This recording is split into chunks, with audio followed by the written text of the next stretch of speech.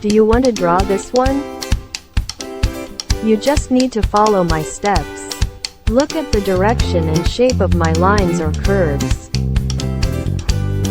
Let's move your marker now. Check it out, it's very easy.